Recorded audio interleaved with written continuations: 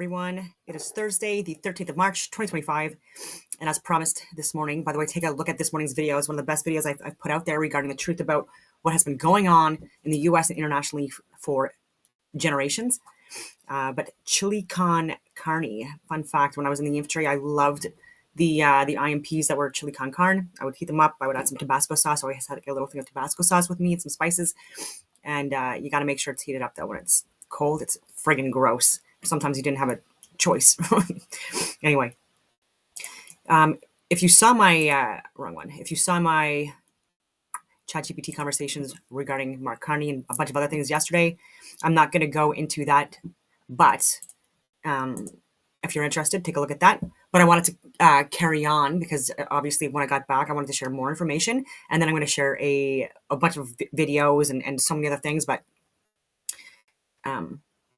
so ChatGPT is it's a very biased program. I've said this before.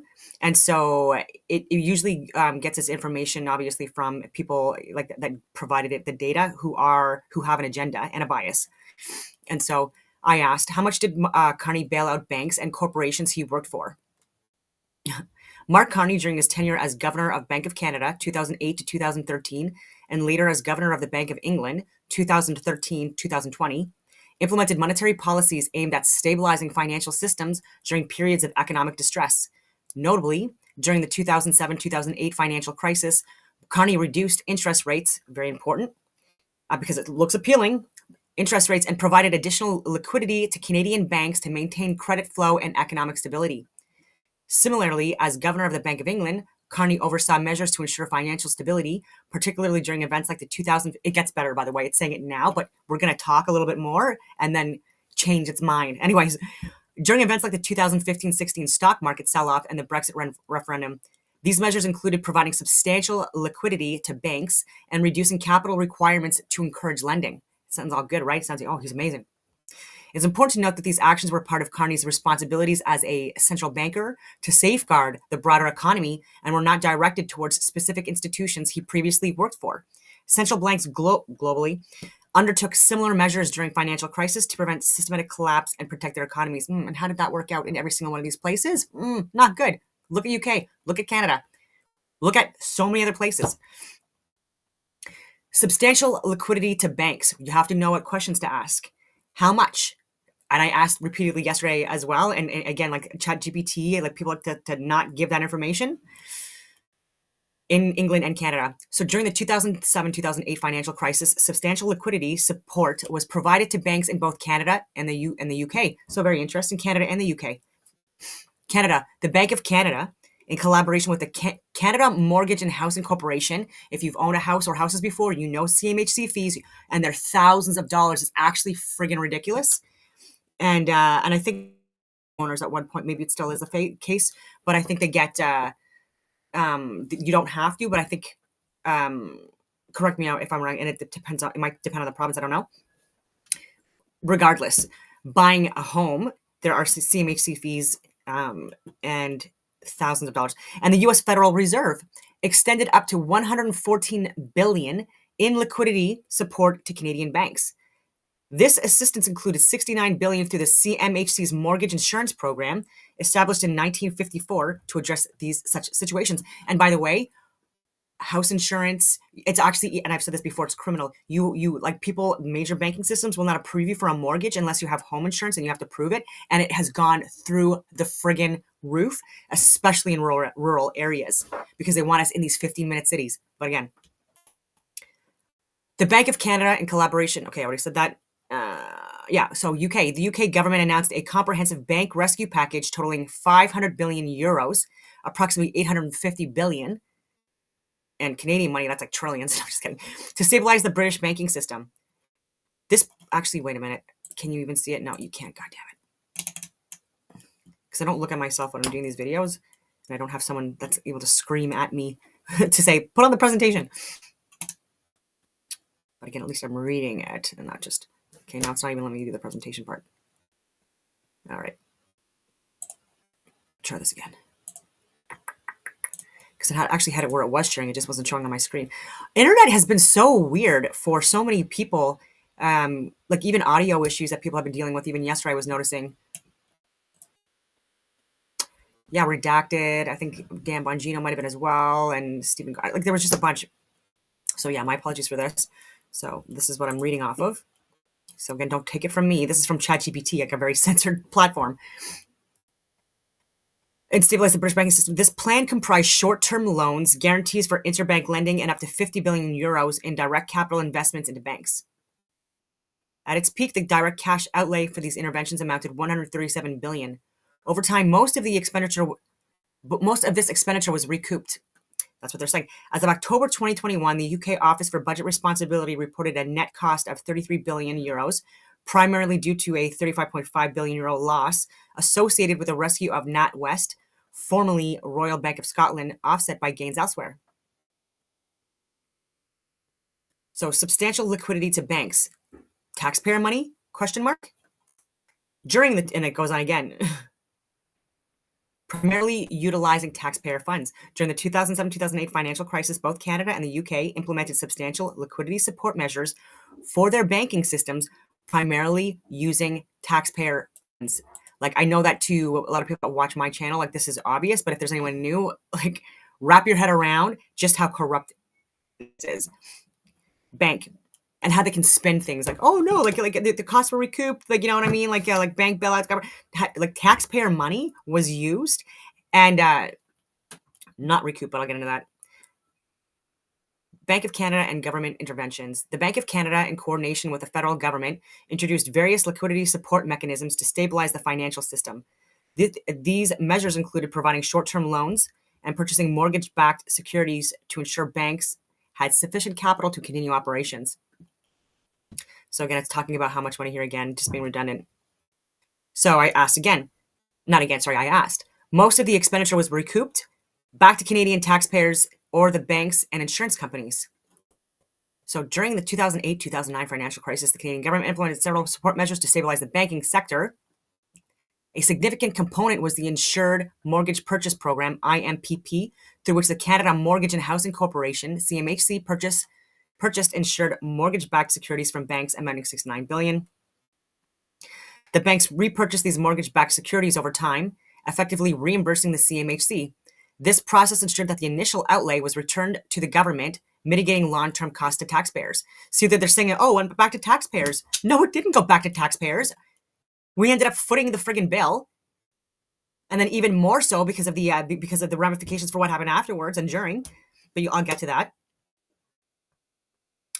Risk exposure. While the IMPP involved substantial sums, the mortgages were already insured by the CMHC, meaning the government had existing obligations. See, they love to spin this stuff. The program did not introduce new taxpayer liabilities, but rather provided liquidity to banks by purchasing assets the government had already insured. So why did the banks have to, just make it make sense, right? Taxpayers' money went into it, and we did not get it back. Returned to the government or to the banks that bailed them out, insurance companies. Under the it's going on again. Yeah, so they were repaid. CMHC recouped its investments, resulting in a net neutral or positive fiscal impact for the government.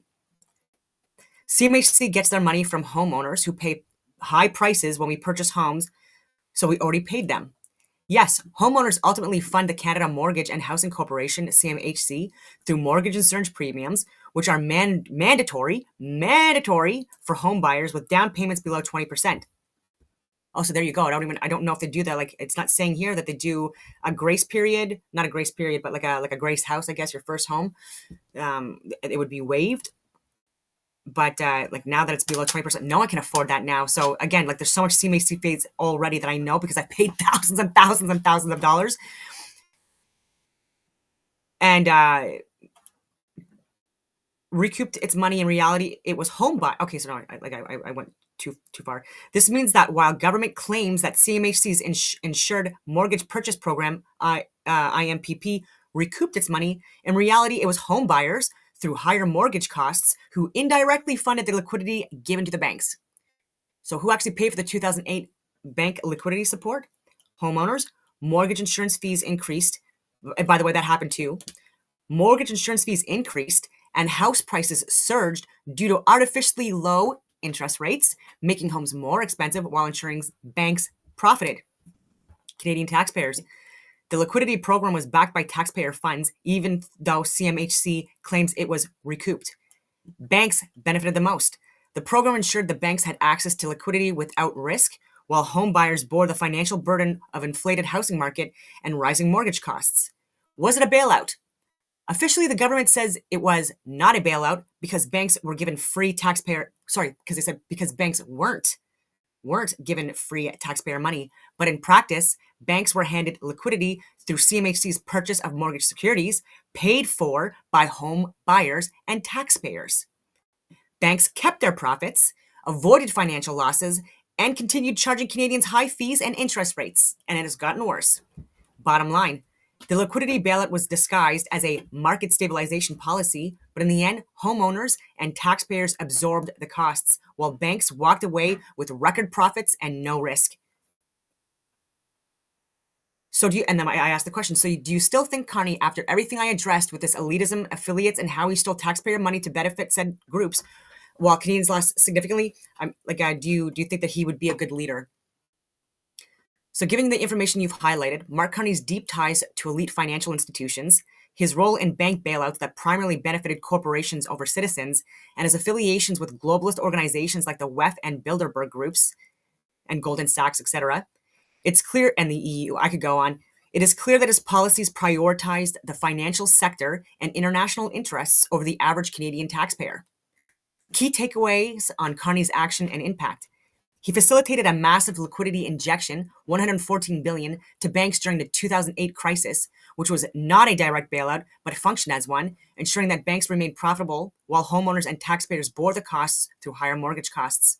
His policies at the Bank of England similarly prioritized financial stability for corporations, even as working-class people suffered from austerity and inflation. His WEF and Bilderberg connections show alignment with globalist economic policies that centralize power in the hands of international financial institutions and unelected technocrats.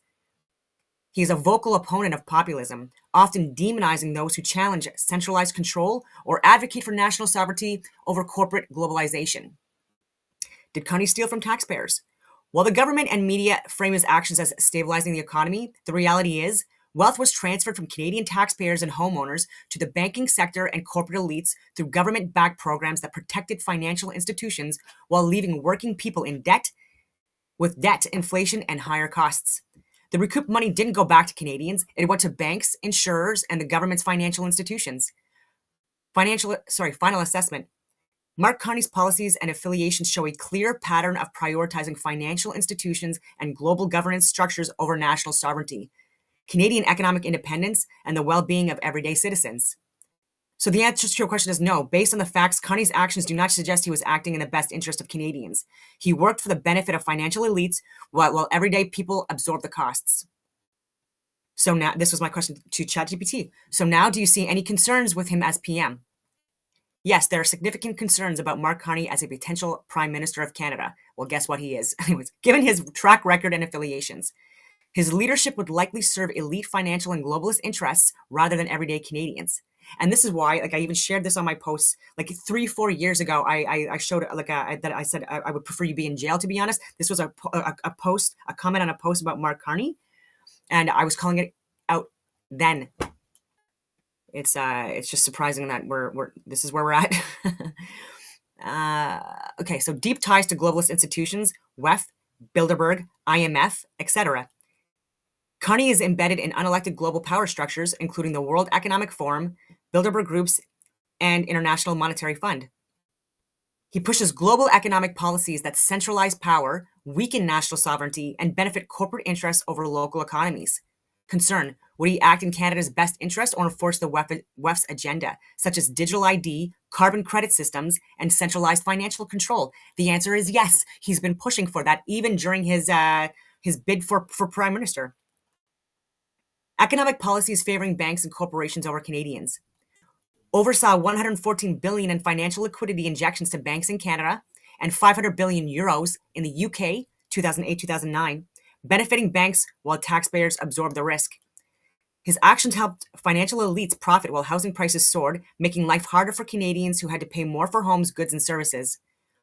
critic of populism, meaning he opposes economic policies that prioritize middle class growth, energy independence, and national economic sovereignty. And I'm sorry, Mark Carney, but you're wrong in that. I just can't even begin to stress that we cannot vote for this guy to be our friggin' prime minister officially. Like right now, he's unelected, and he just got in because Justin Trudeau resigned, and they rigged the elections and made it where at least 250,000 registered Liberals were not able to vote for who they wanted to represent them for their leadership party. But that's getting looked into. And energy independence. And that is one thing where I do agree with Pierre Poilievre when he's talking about pipelines. And I do agree with Trump with the baby drill that's going to profit him and benefit him as well. But Canadians, we absolutely need to do more within our energy sector. And he's talking about the opposite of that. Anyway. Would his government continue to funnel money to elites under the guise of economic stability? Push for the central bank digital currencies, CBDCs, and financial control. Carney is a vocal advocate for central bank digital currencies, which could allow governments to monitor and restrict financial transactions. He supports the idea of programmable money, which could be linked to social credit scores, carbon taxes, or other government-imposed restrictions on spending. And we already have carbon scam taxes. Would he implement a cashless system where government control over individual finances becomes absolute? Yes, he would. That's not me saying it. That is him saying it. Energy and climate policies that hurt Canadian industry. Carney is a major proponent of net zero policies that could harm Canadian energy jobs while benefiting a global financial market. He's oh my God. I've already talked about him anyway, support ESG, environmental social governance, financial control, a system that pressures companies and banks to follow WEF-backed climate regulations or lose funding. This could devastate Canada's resource-based economy, oil, gas, agriculture, while benefiting foreign energy markets. Would Carney sacrifice Canadian energy independence in favor of globalist climate policies? Yes, he would. Attacks on free speech and dissent. Supports restrictions on misinformation, which often means censorship of viewpoints that challenge globalist narratives. Advocates for financial de-risking, a term used to justify blacklisting individuals, companies, or entire industries from banking services if they don't comply with certain policies. Freedom Convoy come to mind?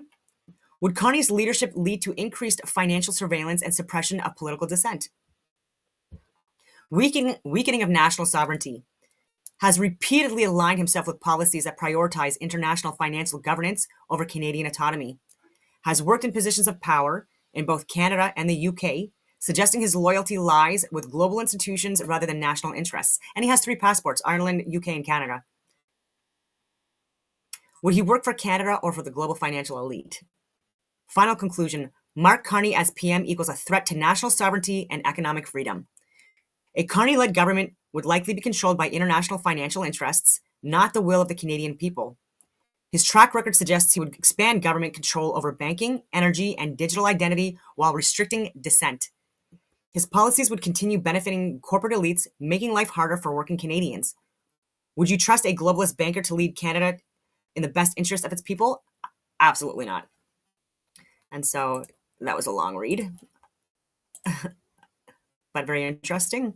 And so I hope that if anyone's on the, considering voting for Mark Carney, like maybe share this video with them. Okay, so I was very interested about, oh my God, there's so much here that I can look into. Because of the Moscow attacks that happened, actually what I'm going to do is I'm going to show a video of it. And because not a lot of people are talking about this. So Ukraine launches largest drone attack on Moscow.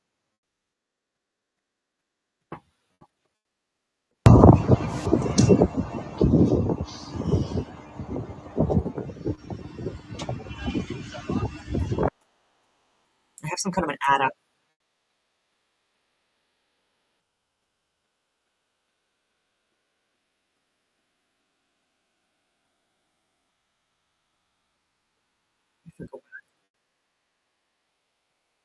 Nope,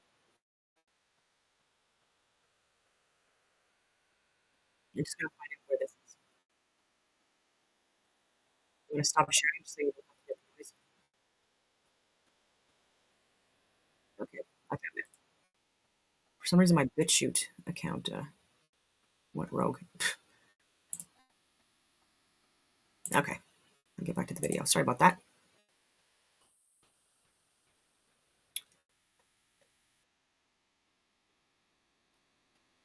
So there we go. Okay, the Guardian. All right.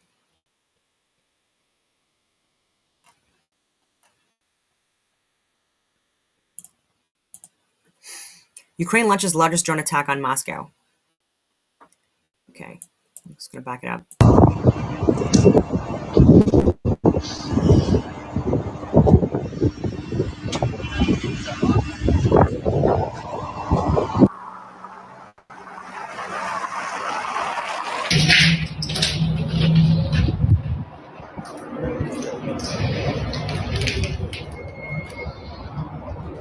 So just take a look at where they're alleging that this happened. Okay. Сильный взрыв произошел, я думаю, что в 5 с чем-то. Очень-очень сильный. Все соскочили, пошли смотреть, что произошло. Слышали, еще много летели в центр, в сторону. Ну, штук 6-7. И все дальше, дальше, дальше. Вот потом увидели, что у нас на кухне разбито окно.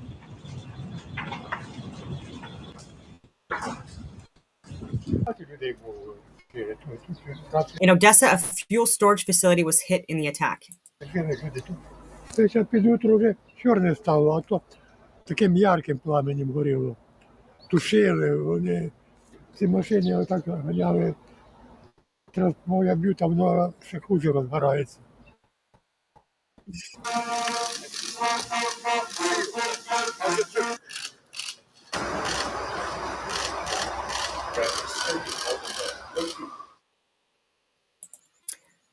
Ukrainian and American. So I'm going to pause this.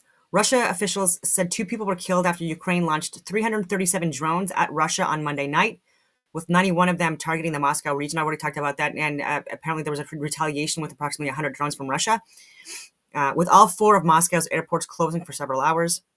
The attack came as Ukrainian and U.S. officials prepared to meet in Saudi Arabia for the first time since Volodymyr Zelensky's meeting with President Donald Trump in Washington last month, after which the U.S. president cut off crucial military assistance and intelligence sharing with Ukraine. Okay, that's already back on the table. Actually, he is in Russia, or going to be speaking to Putin today, I believe, and it's on the table what is going to happen with this peace deal potential.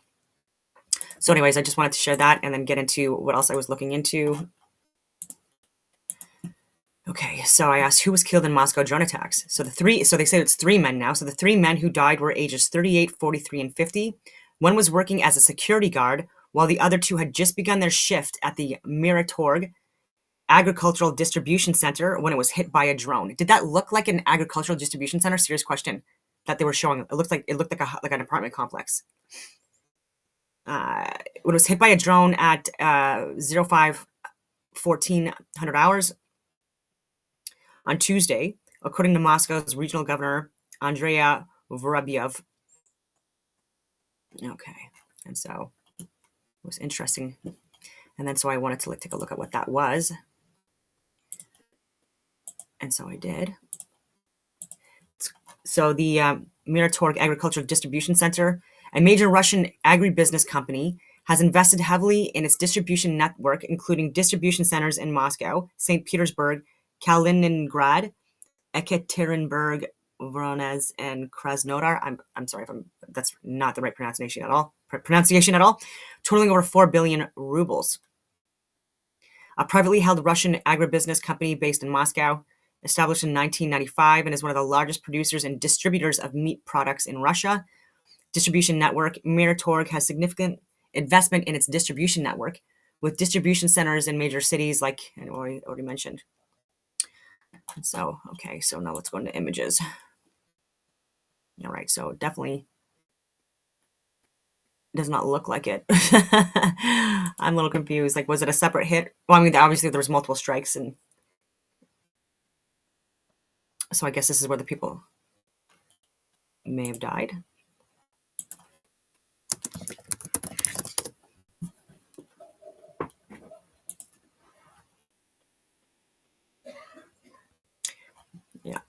BBC is kind of fake media, but so at least they're saying 3 men have been killed in Moscow region, what is described as the largest drone attack.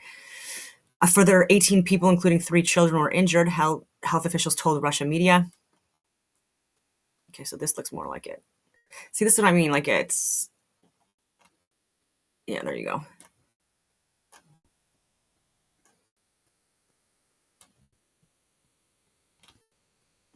So yeah, very interesting. I'm still on it because I want to show you. Go on all these tangents. Is it this one? No, it's an AP one. DefenseMirror.com. So, Battle of Counter Drone SAMs, Raytheon's Coyote versus Russian Palantir S1. This was, I don't know when this was posted. Last year. I've talked about Raytheon and DARPA and their work together, and NASA on swarm technologies using drones and more advanced technologies, air defense. The spectacular success of drones on the battlefield in Ukraine has prompted Russia and the United States to develop countermeasures against them. Russia this week tested a unique upgrade to its Panzer S1 air defense systems, one that combines an electronic warfare system for a soft kill of drones in the air together with a gun missile system for the hard kill approach. The U.S. Army announced on 9 February that it was awarded a contract to Raytheon worth $75 million for the production of 600 Coyote 2C interceptors in support of its counter-unmanned aircraft systems. Again, this is the war machine.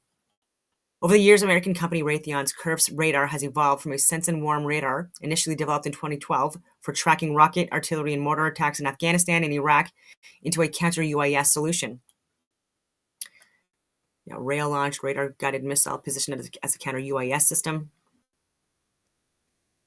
Equipped to intercept drones. Yeah, the LIDS program was established in Curves and Coyotes and other systems to create a multi-mission solution. In April 2023, Raytheon Technologies secured a $237 million contract from the U.S. Army for Curves and Coyote effectors. This is what I mean. Like, your taxpayers' money is going towards this, and you're not getting it back. Reference what I just shared. I mean, anyway. In the Ukraine war, both Ukraine and Russia employ counter-drone systems against the widespread use of drones. Traditional air defenses, including interceptors and anti-drone guns, prove effective against larger, slower drones, but the cost of intercepting drones remains a challenge. So anyways, I just wanted to share because Raytheon and Ukraine and the American government, there's been so much money. It's ridiculous. Okay, what happened? Back here. There we go.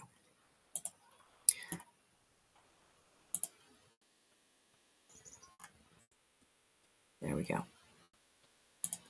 No, it's not it.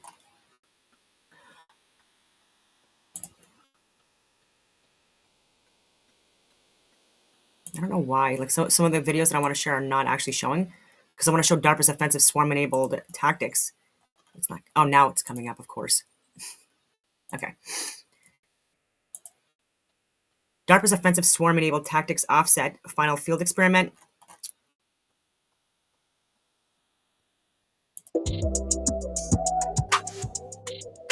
This was in Tennessee.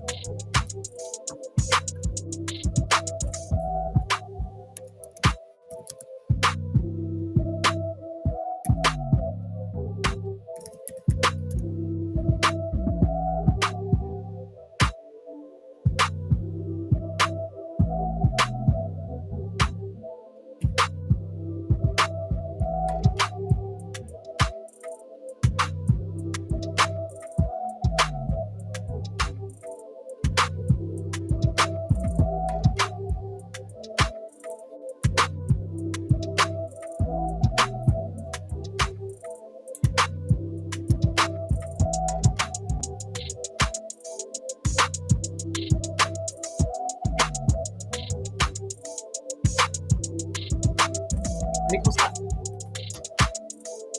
Anyway, I just wanted to show you what the taxpayers in the US and Canada and other first world countries are in the EU. That's where your taxpayers' money is going. Killing people in agricultural centers and stuff, and innocent civilians, while they were innocent civilians, and a security guard. And Raytheon. Past violations. RTX, formerly Raytheon Technologies, agreed to pay a $200 million fine, which is nothing, to settle allegations of violating export laws stemming from unauthorized exports of defense technologies to countries like China, Russia, and Iran between 2017 and 2023. Treason. Again, funded by you guys. The people that are not aligned with you, you're funding them. The weapon technologies to use against you, possibly. So I just thought you would be mad if you were American watching this, Canadian as well, Australian, New Zealand, UK, well, anywhere in Europe. So in the video this morning, they were talking about Operation Gladio.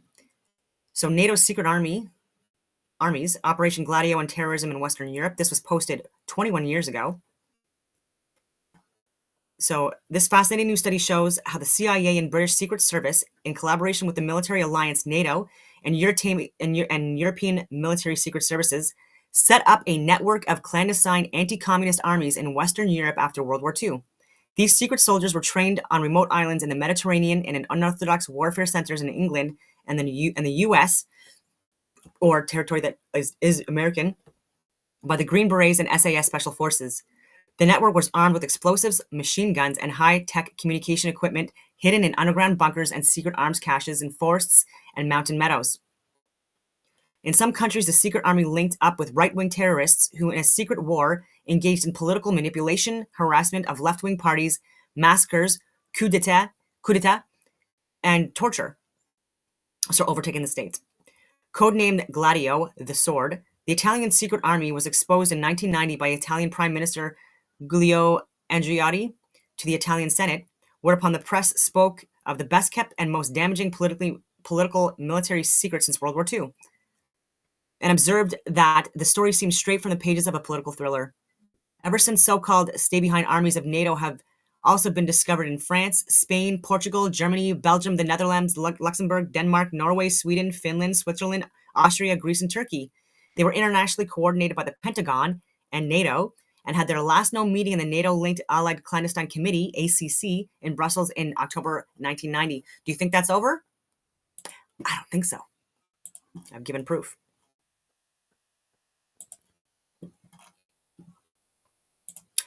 Now on to Bill Blair, why I've called him out for friggin' years. It's actually even a couple of titles of my video, probably.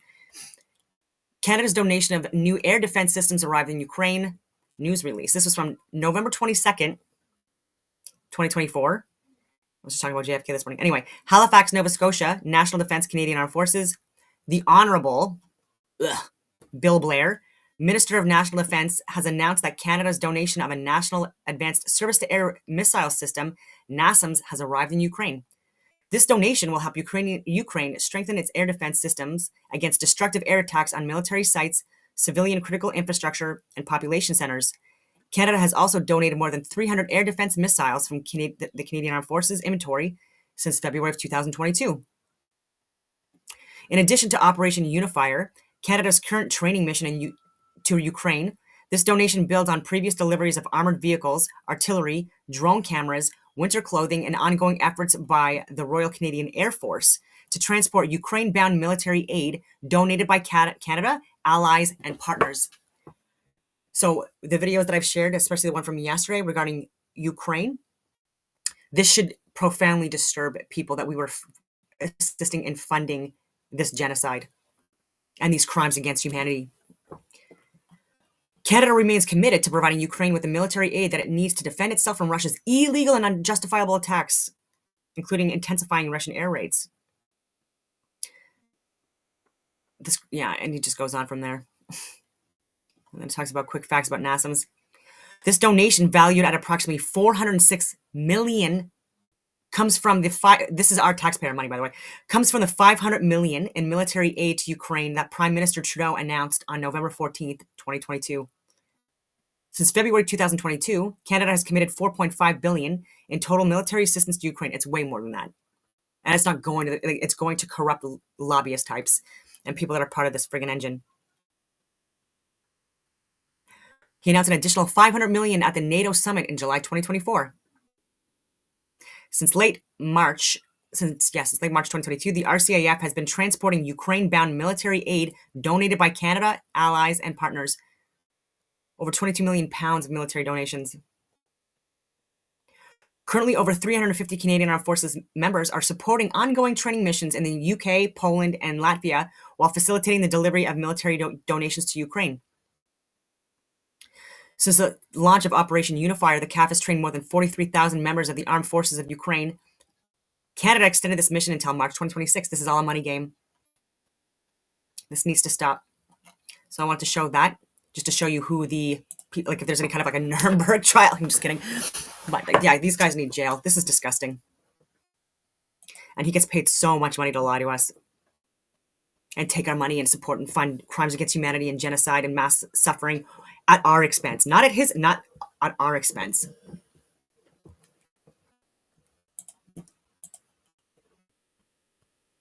Did say that leadership documents did say that leadership campaigns are very susceptible to foreign interference.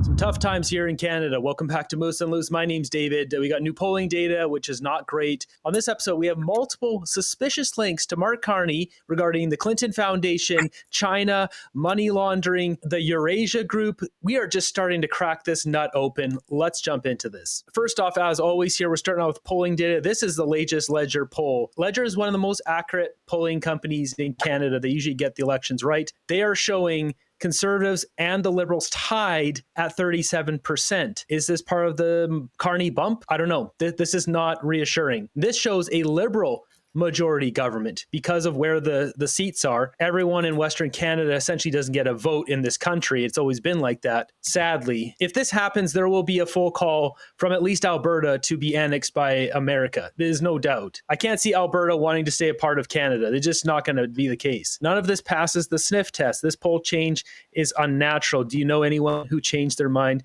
to vote Liberal? Are these real people? I have talked with some friends and they all don't like Donald Trump, but that falls in line with the polling we've seen. 75% of Canadians don't like Donald Trump. Although talking to friends, some do admit they're like, yeah, actually I like what he's doing there with the Doge and other stuff, even though they don't like Trump. And they'll say, I don't like Trump, but I kind of like what he's doing with some of that stuff. And when I look at what Trump is doing, I like a lot of the stuff he's doing with the deportation, the Doge. The tariffs on Canada, not so much. Embellishing stuff about the oil and this and that. Like, we just need to keep it straight with the facts. The problem here is Trump is so loud and causing such a stir that he is rallying the Liberals, and he might screw this up for us. We've got this one here. Shreya Teest also posting these Leisure poll for Quebec modeled out. So this showing 62 seats for the PQ party and the 30 seats for the PLQ, Liberal. So this shows a Quebecois minority. Okay, so we got the Leisure poll here. We're going to dig in this just a little bit. So there's something interesting to see here. So we see this 37 to 37. But if we take a look here, voting intentions, this is asking if the election was held, who would you vote for? We're seeing that 37 to 37 right there. But if we look over here, we see 43% for the Conservatives to 30% for the Liberals. So you can see here there's 1,548 people who responded to this survey,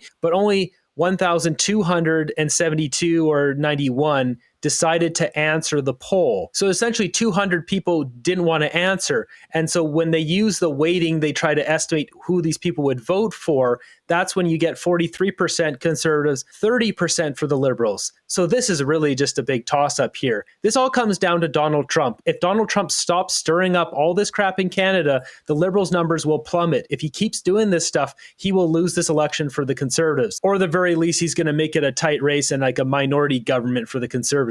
If we take a look at this, the bump was going down, but now it's gone back up because Mark Carney just got elected as prime minister. So there's going to be a bit of that rally. I'm sure some of that will die back down, But once again, Donald Trump needs to button it up for a bit. This question here is asking, I want a change of government for the next federal election. I want the current team to continue and form the next government. So this is essentially going to be the Carney Liberals here, and 29% versus 53%. So once again, that 37 to 37, I don't know. I mean, look at the sample size, 1,500 people. That's not enough. That's not all 41 million Canadians, and only a half or a third of those people actually voting. So we really don't know. Next up, we got a clip here of Vasi Kapelos on CTV. She's saying that a snap election is coming. Prime Minister-designate Mark Carney held a photo op at a Hamilton steel plant this morning after a breakfast meeting with Ontario Premier Doug Ford. Ford emerging later in the day with a positive outlook for the soon-to-be Prime Minister's potential relationship with Donald Trump. Well, I think so. It's going to be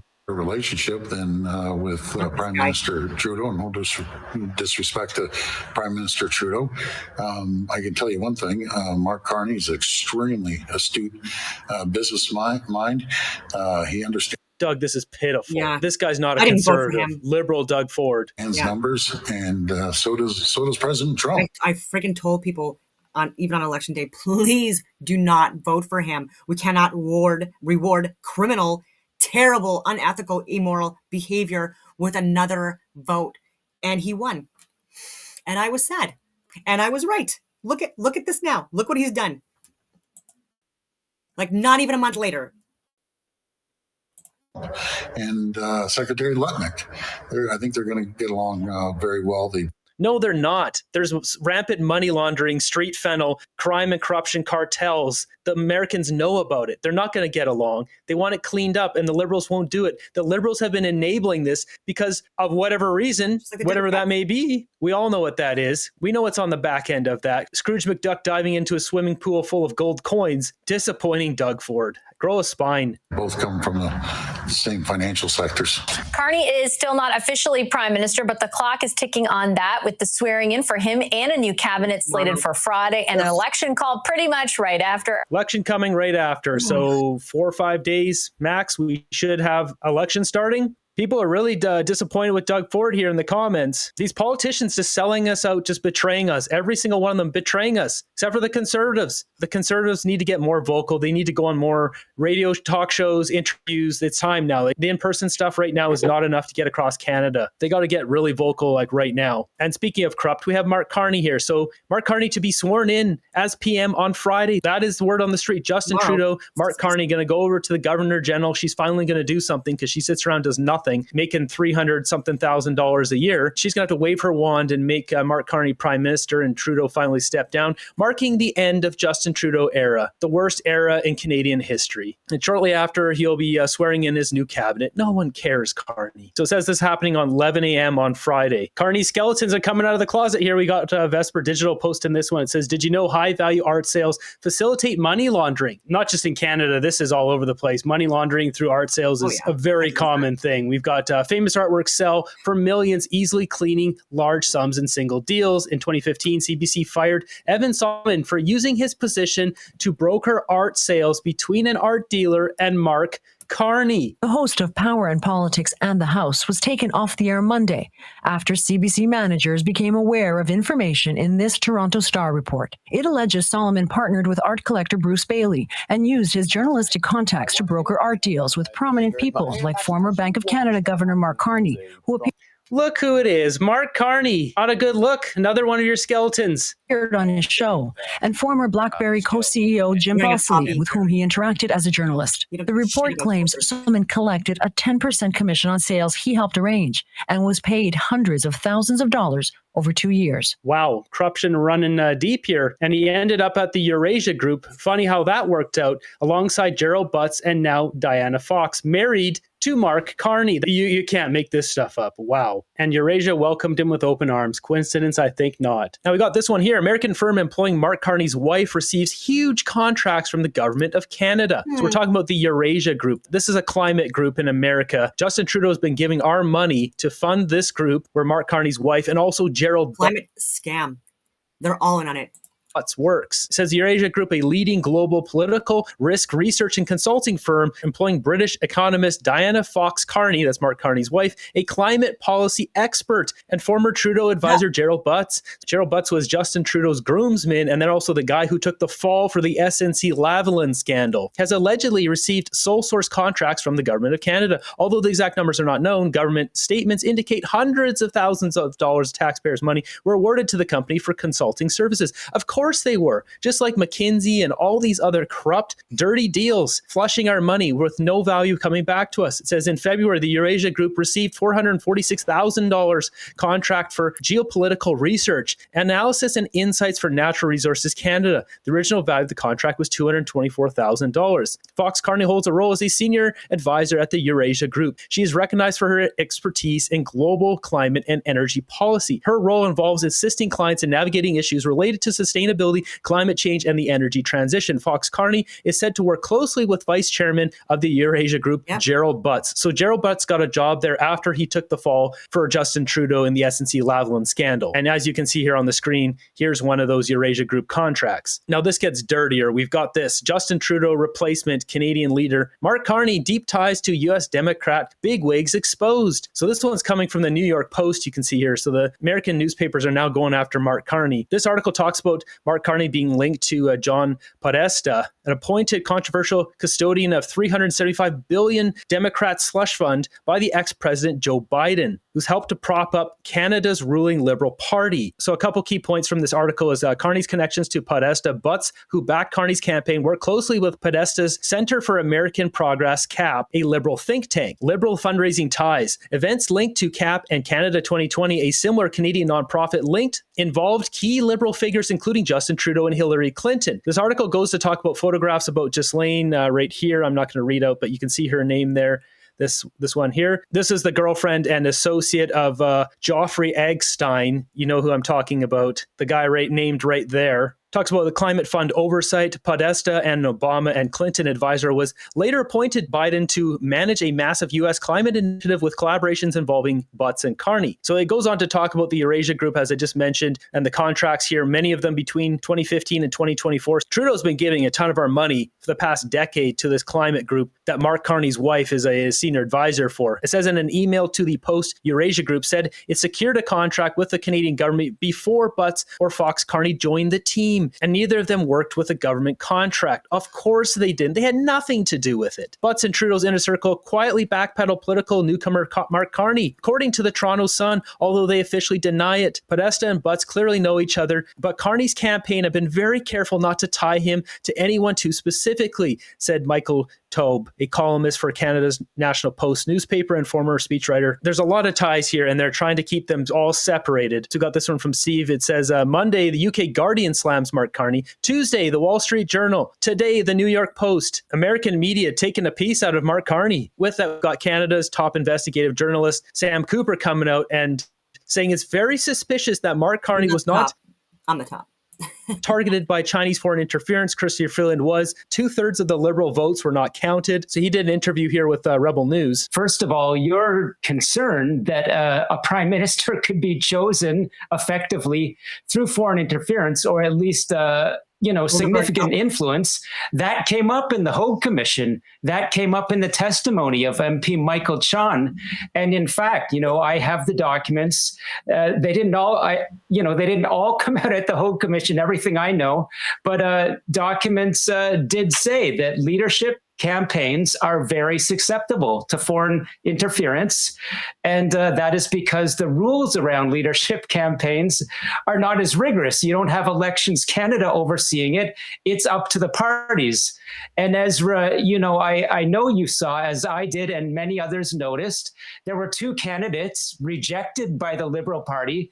We don't exactly know why, but there were strong suggestions that potentially India or other nations could have been interested in those candidates. It's all highly corrupt because they allowed them to fundraise and then the Liberals just stole that money. I mean, Chandra, who knows how much he fundraised? Probably not that much, but Ruby Dalla made all those big milestones, $350,000. They just took the money and kicked her out. And she's not even from India. Her parents are. She was born in Winnipeg. And I get it. She's got her own scandals. But regardless, They wanted to squelch her because she posed a threat to Mark Carney. They just kicked her out. If that's not the case, release the receipts, show what she did. They won't release the receipts because they know it's a bunch of garbage. And it's stupid that Elections Canada is not involved in the Liberal leadership race yet. Mark Carney now is going to be the Prime Minister, being elected from like 0.5% of Canadians voting. Why is Elections Canada not overseeing the Liberal leadership race, NDP, Conservative, all of them? Elections Canada should be running this to prevent foreign interference. But of course, Justin Trudeau and the Liberals and Mark Carney, they like that foreign interference, don't they? Get nice and cozy with Xi Jinping. Those candidates certainly didn't seem to agree. But what else mounted was that it was overtly recognized, I suppose, due to my work that put the spotlight on Canada's election threat monitor. They disclosed that Chrystia Freeland was the target of significant disinformation or cyber attacks, rather reputational attacks on WeChat, which, as you know, was the very same vector used to attack Conservative MP Kenny Chiu. And I said to you before, as I've said to others, why was Chrystia Freeland attacked? She took some very strong regulatory measures against a bank that is connected allegedly to Chinese individuals related to the Chinese state and money laundering. And Mark Carney, he wasn't attacked. And I, in my own open source research, have recognized that he appears to be quite a favorite in Chinese media. So you have Chrystia Freeland attacked in a Chinese media sort of vector. Mark Carney appears to be very supported. So that tells you, where did those 200 or 300,000 extra membership votes go? That's a very live question. I think we need to know more. Yeah, where did all those votes go? Why are they in there? It's just corruption and scandal in this country. It's just ridiculous. Like, the government is allowed to steal our money and nothing happens. The problem with this slippery slope is Canadians are like, whoa, okay, this is kind of really shocking, but something will happen eventually. If something doesn't eventually happen because the RCMP are clearly corrupt and compromised, at least some levels. I know there are some good RCMP, but I think it's the higher you go in the RCMP, it seems the more they're corrupt. Something will happen in this country. Like, Canadians will not put up with this. So if this just goes on and on and on, there will be a wake-up call for the Liberal Party of Canada. Canadians will rise up, and it'll be a force so strong they can't deny it, that will take back the country. One way or the other, your gravy train is over, Liberals. It's time to sit down and go away and stop destroying Canadian lives. We never got ballots and we're denied verification. There it is. Whole lot of corruption going on here. A lot of suspicious stuff, suspicious ties. So jumping over to the Bureau here, the Sam Cooper's website, we've got this explosive new RCMP transcript renews, spotlight on Trudeau butts Telford, powers behind Mark Carney's leadership bid. This all connects into what I just showed with the Eurasia Group. They're all tied. This is, we got Jody Wilson-Raybould. It says here, did you advise Mr. Butts at one point that all this interference could amount at one point to an unlawful act? Let's say something like, I met Gary at the Chateau. We talked about a bunch of things. There was a list of things that I wanted to bring up at the end, which is what I did. And I'm reflecting to him the nature of the number of discussions that I've had, and it's simply inappropriate, which raised these issues that we just talked.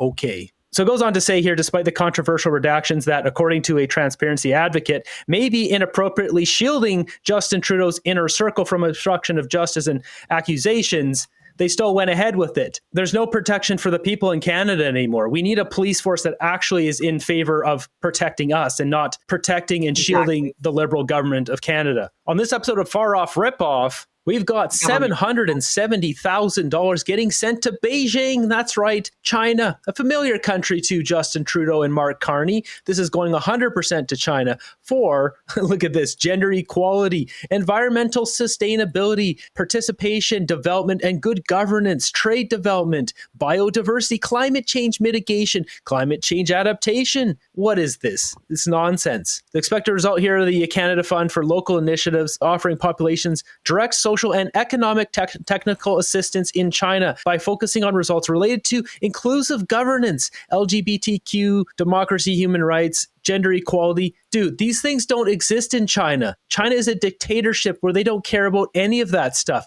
So you send $770,000 to China for LGBTQ, gender equality, human rights. They don't have human rights. There's like 1 million Uyghurs locked up in a camp. They don't have human rights. Where did this money go? It just got flushed off to someone's bank account in China. I'm so sick and tired of seeing this stuff. Our government is full of losers that waste our money. If you're not familiar with the Uyghur situation here in China, it's a group of people that China round up. These people, they round them up and they started putting them in camps. Here's 2015. Here's 2018. Here's 2020. You can see these are giant jails, essentially. They're not traditional Chinese people, but they live up in like Tibet or Nepal. So China just round them up and are educating them. I stand corrected. It's not 1 million. It's 12 million Uyghurs living in Xinjiang, which is officially known as the Xinjiang Uyghur Autonomous Region, XUAR. Uyghurs speak their own language, which is similar to Turkish, and see themselves culturally and ethnically closer to Central Asian nations. They make up less than half of the Xinjiang population. You can see here, they're basically up in the northwest section of China. They round them all up and just put them in jails. So giving money for human rights, LGBTQ, etc. in China, good luck. That doesn't exist in China. It's a dictatorship. So in the previous video, I showed you this ridiculous display here, Mark Carney at the steel mill, surrounded by liberals wearing these outfits and Mark Carney's crooked helmet. But take a look at Karina Gould here. I thought this was interesting. I didn't put in the video. Look how she's looking at the guy. It's an issue for us here in Canada as well. And that's why the Canadian government moved very quickly with a comprehensive response that has had a huge impact in terms of controlling that issue and getting on top of that.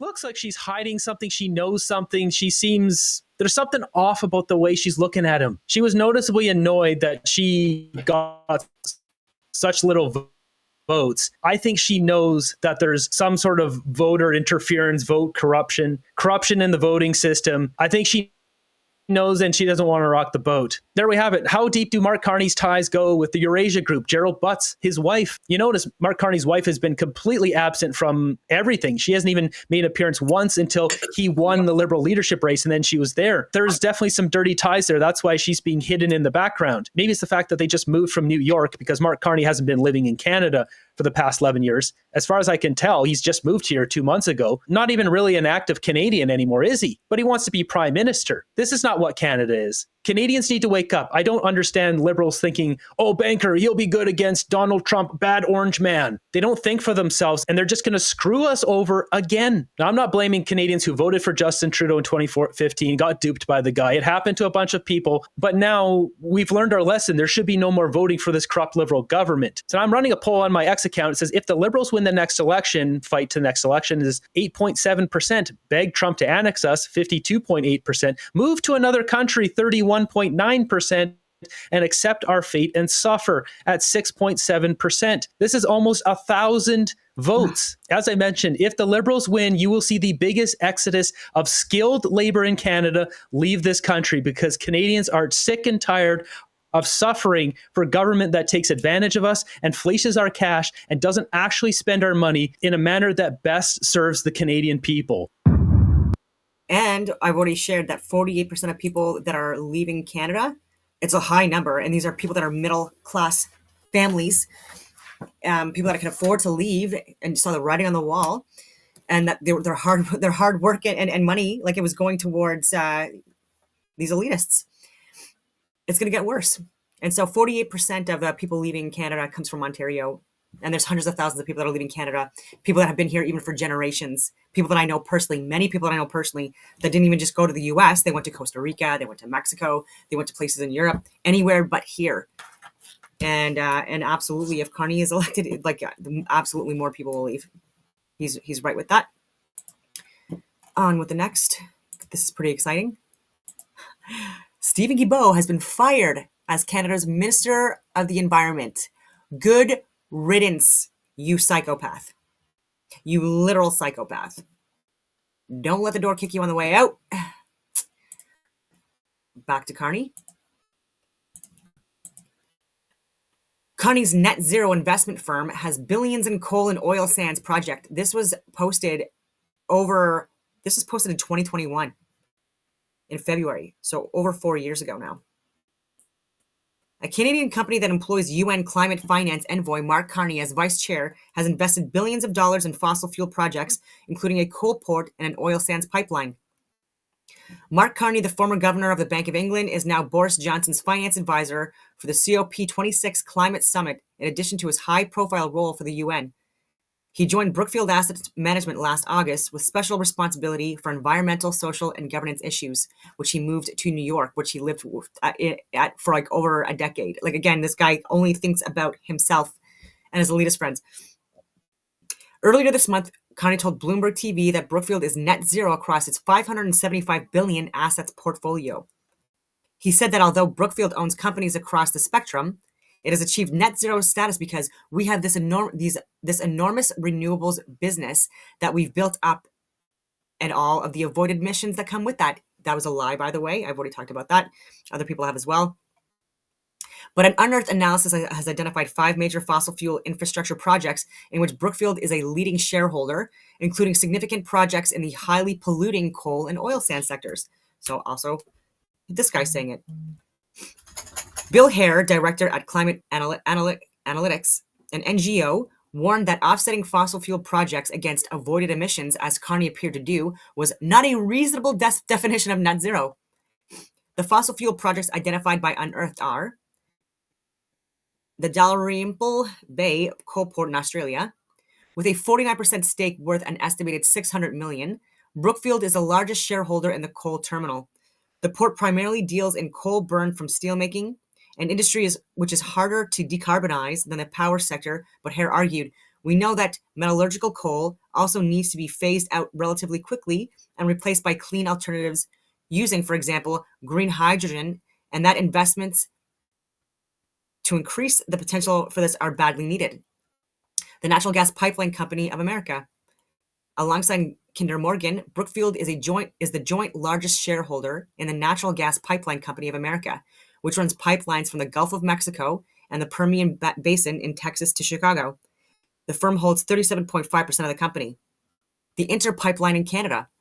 Brookfield reportedly currently owns 20% of the oil sands pipeline operator and is in the midst of a hostile takeover of the company, aiming to buy the remaining shares. The Financial Post said Brookfield is spending billions of dollars buying up hydrocarbons and infrastructure in Western Canada. That's weird. In 2020, Brookfield Infrastructure generated 15% of its cash flows from its midstream business, including the Inter Pipeline. The Abu Dhabi Natural Gas Infrastructure. Brookfield is part of a consortium of financial institutions that have taken 49% stake worth $10 billion in the Abu Dhabi National Oil Company's gas infrastructure. The East-West Pipeline in India. Brookfield acquired the pipeline, which carries gas for the country's southeast to Gujarat in the west, for $2 billion in 2019, taking 90% of the equity. A spokesperson for Brookfield, citing the shareholder letter, told Unearthed, within the envelope of net zero carbon, we will continue to own and operate certain essential infrastructure assets globally that transport fuel. Brookfield wrote to its shareholders that it operated their assets with their contributions to the transition to net zero carbon in mind and plans to ensure they continuously do better. The company added, we believe the operating experience we have gained in transitioning from carbon intensive to net zero carbon ourselves will make us better owners of these many assets. Hours after Unearthed and Bloomberg stories had prompted an outcry on social media, Carney issued a statement in which he reiterated his support for net zero science-based targets, which he said avoided emissions do not count towards net zero. Anyways, on the critical role of renewables and science-based targets in winning the race to net zero, please see my statement.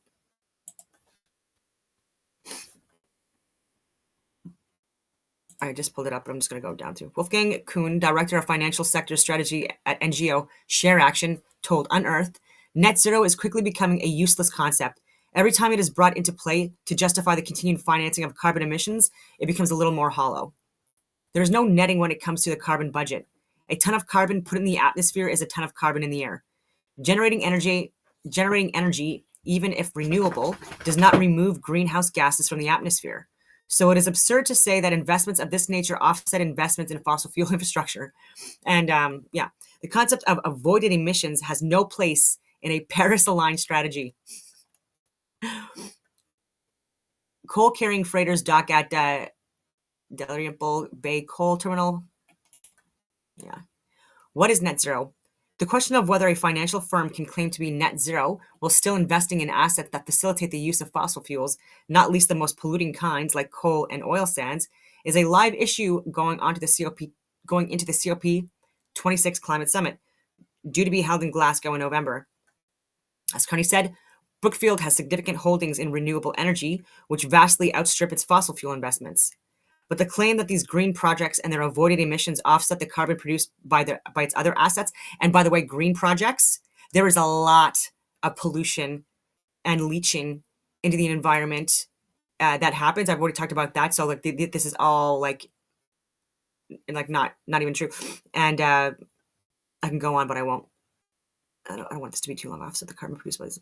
Okay. Bill Hare of Climate Analytics told Unearthed, I don't think this version of net zero is consistent with the Paris Agreement, either in spirit or in terms of the letter of the law. And even solar energy and wind energy is using the windmills and stuff like that. Again, this is causing a lot more pollution, and it's not functioning as they allege, and you require lithium anyway, which then you have to mine, and then there's more pollution in the air because you're mining for these resources and these minerals and these materials that are utilized, and they just don't understand. Well, they do understand. They're just pretty words. They pay people to like make things sound pretty that are actually shitty.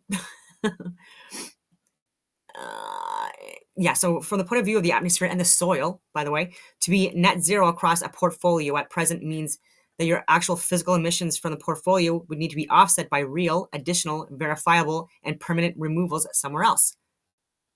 And this should be done in a transparent manner. Tell us what the contribution from removal is. Don't hide it in a netted number. Rushing to make emissions look zero when they are not will ultimately be counterproductive and erode market and consumer confidence and ruin the world. In his Bloomberg interview, Carney clarified, just because we're net zero doesn't mean everything's green, and he's not net zero. Like, this guy is such a fucking clown. We have assets that span the spectrum, and we have a commitment that we will manage these assets and work to decarbonize those assets over time very transparently. And again, there's nothing wrong with oil. It's the second most abundant fluid in the world, and it's not a fossil fuel like people are alleging. And it's the people that own these oil industries that are not allowing us to even operate our own oil industries like independently. Like it's been a monopoly for years. I've shared countless videos on that, and yeah, and required and necessary at this point in life. And there is anxiety in the financial sector over Carney's use of the term, concerned that other banks may use this disputed argument to make similar claims while continuing to fund projects that support the fossil fuel industry. Hare concluded, I don't think this is a reasonable definition of net zero, using avoided emissions from a counterfactual baseline to offset actual emissions. This could begin to look like a giant carbon Ponzi scheme, and it is. And it is so much. Oh my God, I'm already an hour in. Yeah, I do want to show. This was interesting. I'm surprised it was on Sean Ryan. Land on the moon. I have no idea. 2013. You ever see the video? No. So the Chinese landed on the moon in 2013, and they released a video for it. But pretty quick, that video was taken down, and they said, no, it's just a joke, because it was so bad. It was so fake. Because they didn't have, Kubrick, When did the Chinese land on the moon? I have no idea. So maybe Sean Ryan, if he's more interested in the moon landings, I could talk to him about them being fake. All right. Some more good news. Enoch Burke, a Christian teacher jailed for standing up to radical trans policies in Ireland, is currently on his way to Washington, D.C. The Trump admin has reportedly offered him asylum on the grounds of religious persecution. A massive fuck you to Ireland. And I agree. And it was because I've shared this story countless times. Like, he is a hero, and he was in jail. Absolutely criminal that he was in jail, and whoever put him in jail, responsible for it, should be in jail, by the way. But it's a clown show now because he didn't want us to use the word they. A Christian man, he was very kind, very well spoken, didn't want to use the word they to address a child, to reinforce gender dysphoria, all these other things. It just really, anyways, I'm happy to hear this. I just wanted to say that. Of course, people in Canada wouldn't do that because they haven't.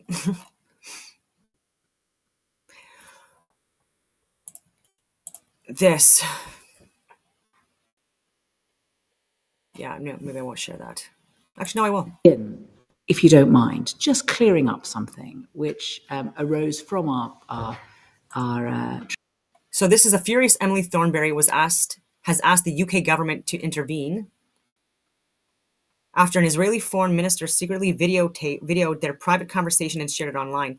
And she's a member of a high member of the UK government, and she was there for work in support of Israel. So look what happened here. Trip, just to get it out of the way. Would you expect, Minister, if there was a visiting delegation of members of Parliament to the House of Commons, for the delegation to be videoed without their knowledge or consent? If someone was visiting the House of Commons? Yes. Certainly not. I was thinking that'd be very unusual. Or for it to be put onto Instagram and indeed briefed to, let's say, the Daily Telegraph in disparaging terms.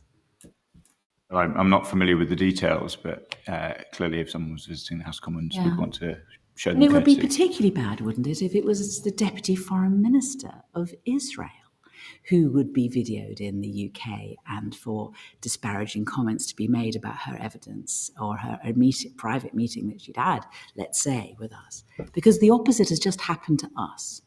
And a video of us at the Knesset meeting the Deputy Foreign Minister has been posted on Instagram.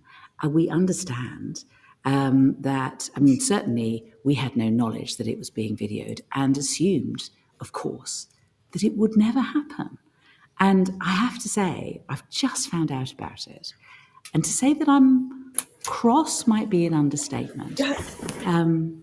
There were many things said in the Knesset by many members of the Knesset that we found quite provocative and indeed, if I'm really honest, quite insulting. And the attitude of some of the members of the Knesset were remarkable. We did our utmost to keep decorum at all times and to remain polite and restrained. But I do think this takes it to another level. And I would ask the Foreign Office to investigate this, please, and to find out why this has happened, who made the decision, and to ask them to take it down and to apologise. Chair, thank you for bringing it to my attention. Yeah, unbelievable. And they do it all the time. And it's not to, it's just, it is what it is. And they don't, like, they will share things online just so you know that they are watching you. But a lot of times they don't. And people don't realize that when they're going there, they're getting, I'm going to share another video here. Not from me.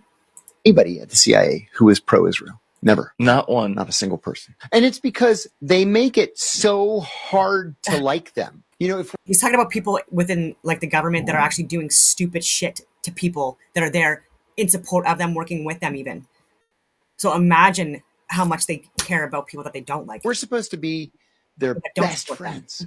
We have this special relationship. Well, I'll tell you the same story I told Danny Jones. I worked with this guy for years, and he married a woman in the office. And when I was going out to Bahrain on my rotation to the State Department, the wife was going out to Jerusalem because she got the same rotation to the State Department. So because she had worked with the Israelis for many years, the station decided to declare the two of them to the Israelis. So they land and they go straight to Mossad, and the chief said, these are my officers. She's on rotation to the State Department, and he's just going to study Arabic at the University of Tel Aviv. So they're there for a little while. They go to a party at the ambassador's residence, and they come home, and all of their living room furniture had been rearranged. And they're like, you know, not cool. But this is what the Israelis do. They break in the house. They rearrange all your furniture just to say, ha, fuck you. We can do anything we want. They're there. Working, months pass, they're having a good time. They go to the ambassador's Christmas party. Now, they're living in Jerusalem. The embassy at the time was in Tel Aviv. And so it's about a 30 or 40-minute drive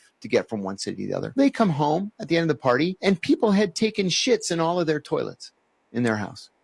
Every toilet had shit in it. You know, not cool. They're not doing anything. They're not working against the Israelis. Yeah. They're just... And that's more of a poor reflection on you, and that's gross, than it is on like the people that you're subjecting that to. So I don't know. Normal stuff. He's studying Arabic. She's just in the embassy's economic section. And then when their tour was over, 2-year tour, the ambassador threw a going away party for them, which is a normal thing. And they get back to the house, and the dog is under the dining room table whimpering because somebody had cut the dog's tail off, and they wrapped it with gauze and with medical tape. Now, why would you do something like that?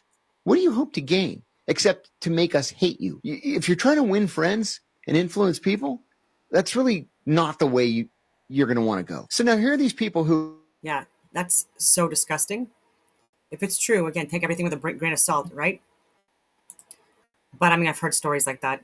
That it's just so overwhelmingly awful. And to do that to an animal, a dog, a pet, what the fuck is going on in your mind? I just couldn't believe. Anyway.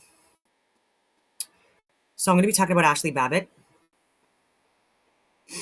And I'm going to share... Oh no, I wanted to share this first because I was talking about... Oh, now it's saying that it's not working.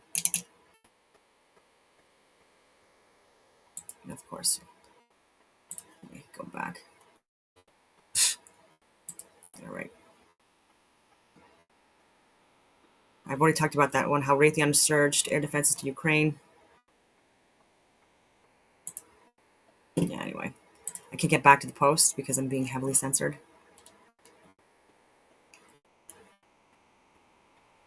This is one Okay. So this was posted in 2022. Cloud of smart robots swarm into reality. Last year I wrote about how the government was developing and improving upon the fascinating science of drone swarms. Agencies were researching new areas to look for inspiration, like how swarms of bees interact with one another, and then take coordinated action for the benefit of their hives. For the most part, the testing of drone swarms was mostly done using simulations, though some agencies had big plans for the technologies. The military is, of course, highly interested in adding a drone swarm capability, and some civilian agencies like NASA, which is not a civilian agency, it is a government agency, ladies and gentlemen, stealing so many billions of dollars a year from you, lying to you in the process. Anyways, to use swarm technologies for tasks like coordinating the actions of weather satellites and giving them a degree of autonomy about how they act and what they study. And while an interesting concept, it was all pretty much theoretical until now. Raytheon has swarm technologies, was able to demonstrate an active drone swarm operating in a real-world environment during the 5th Offensive Swarm-Enabled Tactics Offset DARPA program field exercise. The swarm operated by Raytheon consisted of 130 physical devices backed by 30 simulated drone platforms. Like with almost any swarm, that is way too many craft for a single drone operator or even a small team to try and individually control each unit. A big part of the effectiveness of a drone swarm is its ability to operate independently once given a command or an objective by a human operator. And it goes on from there. Raytheon BBN Offset Principal Investigator Shane Clark. The DARPA exercises was conducted both outdoors and in urban settings. And so, yeah, I'm wondering how much they had to do with these attacks that we have funded. I'm not even done yet. Actually, before I even get into Ashley Babbitt, I'm sorry, Of course, I have to talk about Elizabeth May because she absolutely embarrassed Canada yet again. We don't claim her. She's a disgrace. But let's get in so that Lise can blow her nose.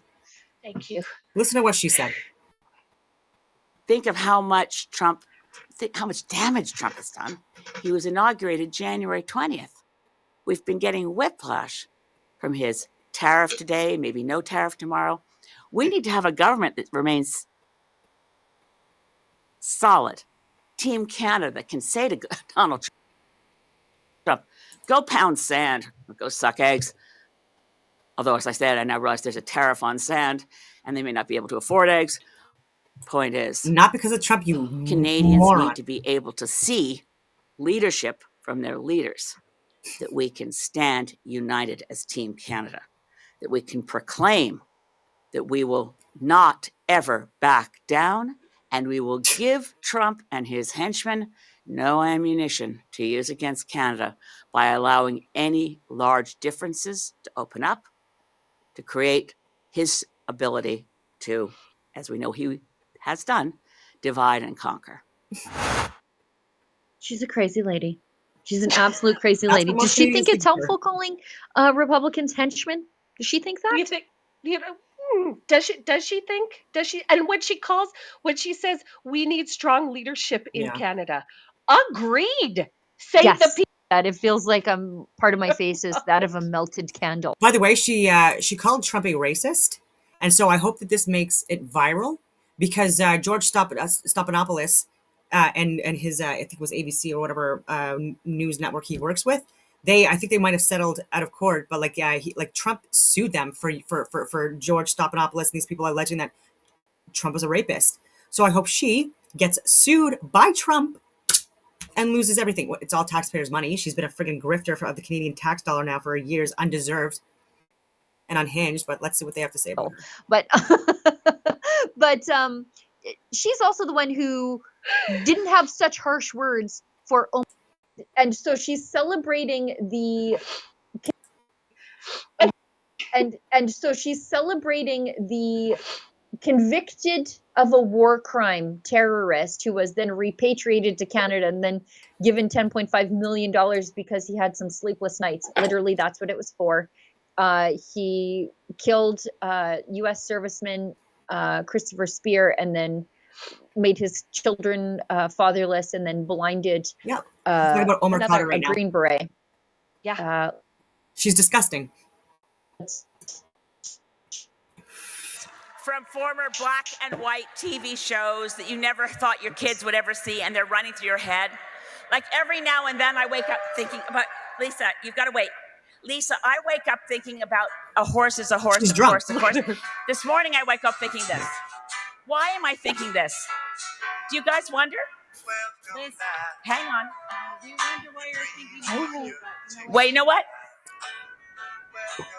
Do you guys remember the theme song? Welcome back. Who knew Khadr was spelled K-H-A-D-R? Welcome back, Omar Khadr. It matters disgusting. to say it. Welcome back, Omar Khadr. You're home. I say that void of emotion because she's absolutely just disgusting. And we've known this for many, many years, but this is just for anyone that's new to her because of what she said about Trump recently. No, she's been crazy for years. Omar Khadr was a terrorist. Unfortunately for him, he was groomed into it at a very young age. So there's so many different layers to this with child soldiers, all of this stuff. Myself and my partner, this is something that he's been heavily involved in throughout his life as well to try to prevent and avoid. And the way our government has been doing it, it's complete opposite of how you get things done, by the way, but it is what it is. But he was awarded 10.5 billion Canadian taxpayers' dollars, and they did it dirty. They did it under the table and secretly so that the families that were trying to sue, so that he wouldn't get all the friggin' money and their lives ruined so that they could get that money or some of it. And they were not even able to do that because of our Canadian disgusting government that was in at the time, Justin Trudeau. People don't forget. I hope this guy finally gets investigated and gets jail time. That's what our law enforcement needs to do. But even our justice system and our legal system, they're all corrupt, unfortunately, and or cowards.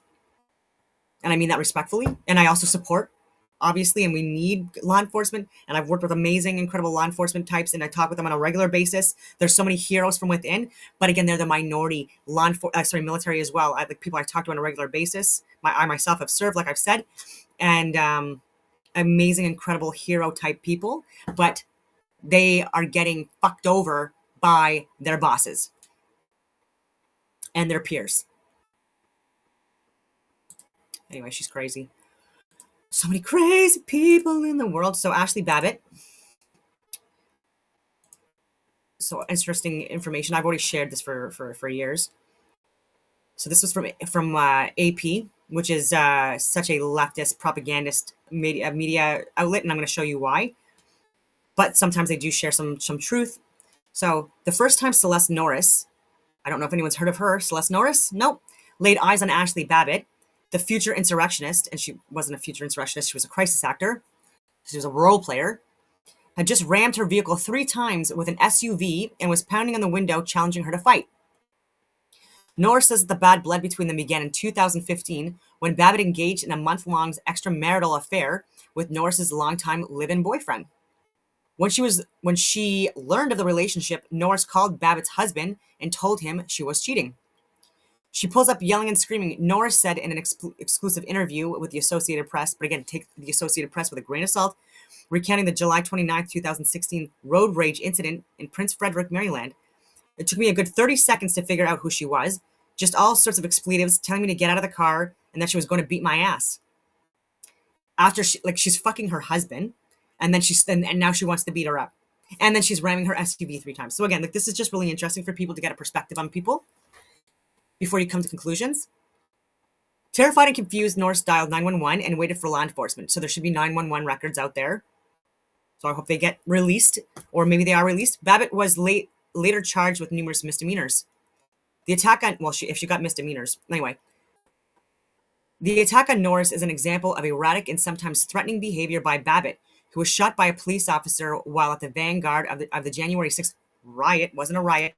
And again, no one covers it as in depth as I do. And so look at my Rumble videos, Don189, for that. And if you just put Jan 6 or 6 in the search, a bunch of videos are going to come up. Because again, I don't necessarily believe, I'm not fully convinced that Ashley Babbitt's dead. I am not fully convinced at all. And I will show you all the footage as to why. Again, so former and now current President Donald Trump and his supporters have sought to portray her as a righteous martyr who was unjustly killed. Trump has called her an incredible person, and he even taped a posthumous birthday greeting to her in October. Trump has also demanded the Justice Department reinvestigate Babbitt's death. I agree with that. A lot of things might come out of that. Though the officer who shot her was cleared of any wrongdoings by 2 prior federal investigations. Okay, so in the months before, she was fatally shot, maybe not, while attempting to climb through the broken window of a barricaded door leading to the Speaker's lobby inside the Capitol, where police officers were evacuating members of Congress from the mob supporting Trump's false claims that the 2020 presidential election was stolen. It was stolen. I'm not even American, and it was obvious to literally everyone that I knew. And so many so much censored information that would have impacted the elections as well. That even Mark Zuckerberg was admitted he did. So this is where they lie again as well. She was one of 5 people who died during or immediately after the riot, including a Capitol police officer. So when you click the Capitol police officer that they linked, it'll take you to the medical examiner's report. So I have to stop sharing and then share that page. Just got to click the links. What does that say? Medical examiner finds USCP officer Brian Sicknick died of natural causes. Died of natural causes. So AP, yet again, there's 5 different lies I found in there already?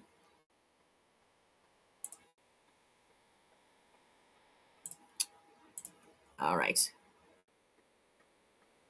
And then on social media, Babbitt identified as a libertarian and ardent supporter of the Second Amendment. Her posts included videos of profane rants against Democrats, COVID-19 mask mandates, and illegal immigration. Well, I mean, I would probably agree with some of those videos. So I can't really say anything about that, but I'll show.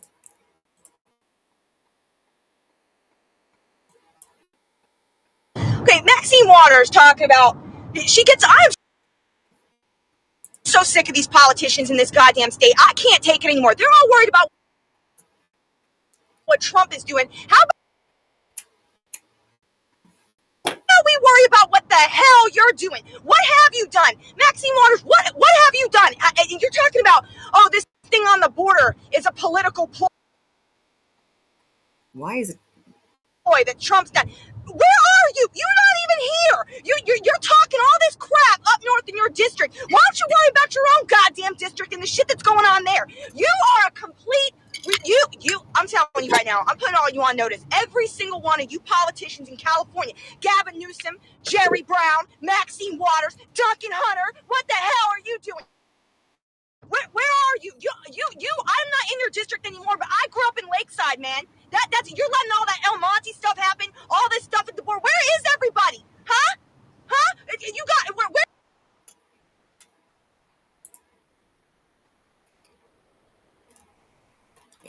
It didn't seem erratic. I mean, she seems like she's upset, and she has a right to be. And she's calling out people that deserve to be called out. So, I don't know. I don't know about that. She just seemed like she was frustrated. She She didn't make any threats to anyone. Why is this happening? Let's go here. I'm trying to get the friggin' video on.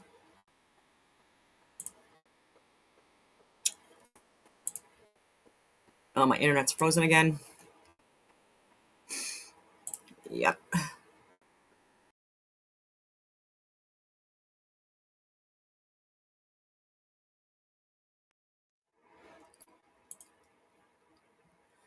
Finally on again. I had to refresh. Oh my god. Anyway, back to AP. She was one of 5, okay, including a police officer taken down. Crowdfunding. So they talk about Larry Dunn.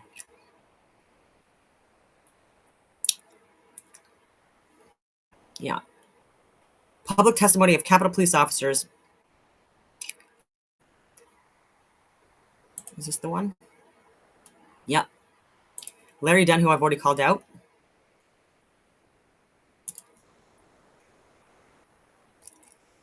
Lied under oath. And even Glenn Beck and so many other people have proven this to be true.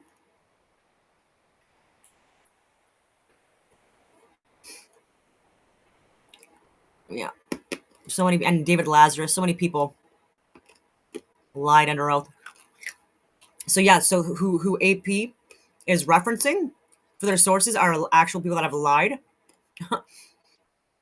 People who are still alive and people who are possibly still alive. Yeah, but I did find it interesting that she had previous altercations and anyway, had a bit of an interesting personal life. So now I'm going to get on the video that I've shared before. I'm sharing it again. So is Ashley Babbitt really dead? Down outside the Capitol. The simulated riots in D.C. was a powder keg long in the making. The evidence for pre-planning and setting up a situation for a disaster is overwhelming. Paid actors. We can take that place. So I confess that I was paid to pretend to protest today. They hit me with bullets. In that office, man. Controllers. They were guys, they were almost like monitors. They were like corralling them. They were telling them what to do, and they did everything these guys did.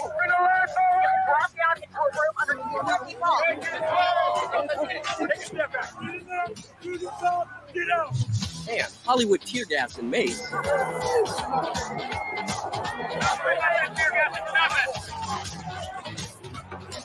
All on display for hundreds of professional photographers conveniently on scene.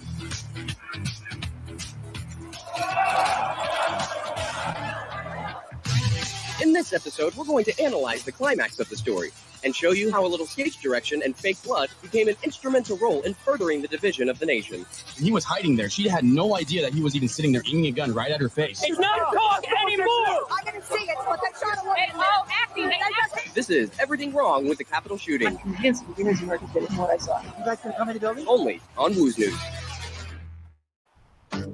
The Homeland Security Exercise and Evaluation Program provides a set of guiding principles for large emergency response drills. In these guidelines, we read about the various roles, such as players, controllers, simulators, evaluators, actors, observers. The term participant encompasses many groups of people, not just those playing in the exercise. The head directors of large emergency drills are called exercise controllers. Their job is to keep things running according to the master plan. And here's a cover of the guidelines manual, which spells hasip. Any professional emergency response drill or military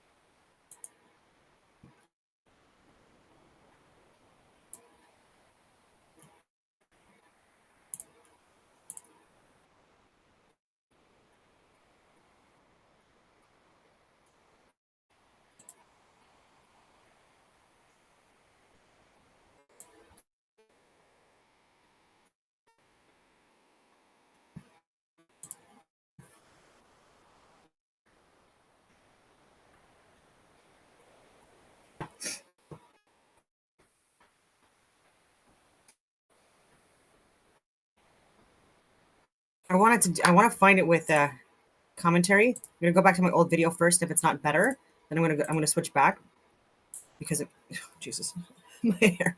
Sorry, I ran downstairs to get my dogs out for a bit. All right, so this is something I posted 2023 maybe. Okay. Oh, that's the best. That's the best one right there. Oh, you're playing this from BitChute, huh? Yeah, we're playing this from Odyssey, I thought. Oh, is it Odyssey? Can you head it at the beginning? Yeah, he's not gonna be able to get sound. Do you want sound? Because No, I don't need a sound. Can you see what we're watching, Rafi? I can see what you're watching. Yeah. Okay. Do you want to just like slowly take us through what you've learned and what you've seen? Do you want to follow through the footage? Yeah. Do you want us to play the sound, or do you want us to do you want to take us through kind of your thought process on everything? Well, I can do either way. This is the beginning here. It's setting up. It's going to go into the Homeland Security Evaluation Program, which discusses these types of drills that are held for these, large government response teams, and so that's the general breakdown of their manual. And then we go in and we're going to see just that. If anybody, He'll get into it, but I just wanted to show you that I posted that. That's an older video that I made, I think in 2023 maybe. But I found a better one. It has commentary. So wait. And she goes through, and she's ready to fall. Now, let's take a look at some of.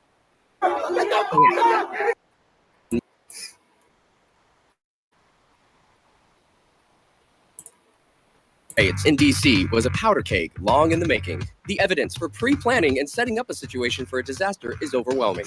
Paid actors, all on display for hundreds of professional photographers conveniently on scene, running according to the master plan. And here's a cover of the guidelines manual, which spells sheep. Hasip. Any professional emergency response drill or military drill makes use of fake blood in a variety of forms. Blood capsules, sponges, syringes, and squibs. A simple blood squib is a pouch that is designed to break on impact. There are all kinds of squibs using various pumps and tube assembly. Here's the HydroSim trauma bleeding simulation system. It's basically a small pack containing a fake blood supply and a pumping mechanism and some tubes. Some of them are battery operated. Now that we're equipped with the various roles, let's start the analysis. Aquí, outside the speaker's lobby. As a footnote, I am not affiliated with any gang, and I wasn't paid to make this video, so I'm looking at this completely unbiased. We've also added a time code to Jaden X's footage, which we'll call Angle 1. And let's review the scene with minimal volume.